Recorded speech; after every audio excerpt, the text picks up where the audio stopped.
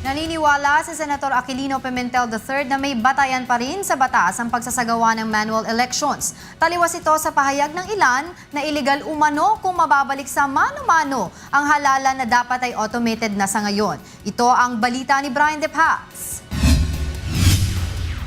Umiiral pa rin naman ang Omnibus Election Code o ang batas kung saan nakasaad ang pagsasagawa ng mano-manong halalan sa bansa.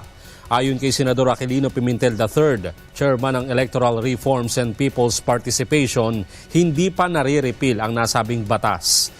Kaya ayon sa Senador, sakaling hindi makapagdaos ng automated election sa 2016, maaari namang magsagawa ng manual elections batay sa Omnibus Elections Code. Preferably automated, but there is a reason, an insurmountable obstacle which prevented us from holding an automated election. Ako, in the interpretation sa batas, we can hold the manual and there's legal basis for that, the old law, which was not repealed. Ayon kay Senador Pimentel, maituturing na worst-case scenario ang pagdaraos ng manual elections, ngunit hindi ito labag sa batas.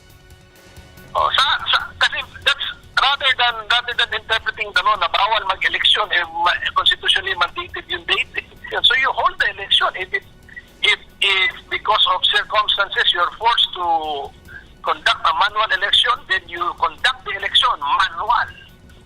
Pero sa ngayon nga, meron pa, as sabi ko, there is an order for 23,000 new PCOS machines. Iba yan, hindi naman yan affected by the Supreme Court decision.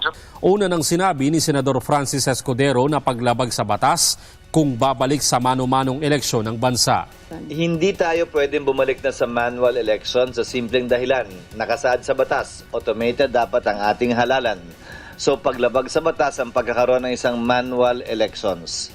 Samantala, nanawagan si Senador Pimentel na punan na ang mga bakanting posisyon sa COMELEC lalo't nalalapit na ang 2016 national elections. Naniniwala itong mas magagampanan ng komisyon ang kanilang tungkulin kung kumpleto ang mga commissioner.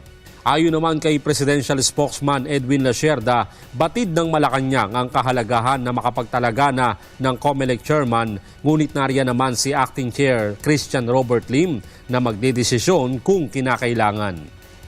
Brian De Paz, UNTV News Worldwide.